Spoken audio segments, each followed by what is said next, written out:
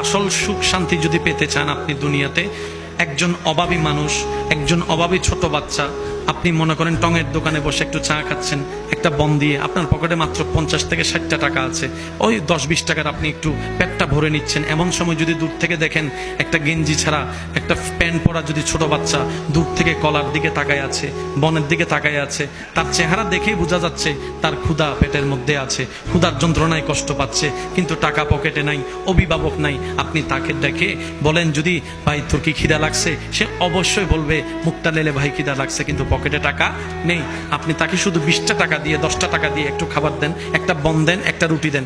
ওই বন রুটি হাতে দেওয়ার পরে ওর মুখের হাসিটা একটু দেখিয়েন,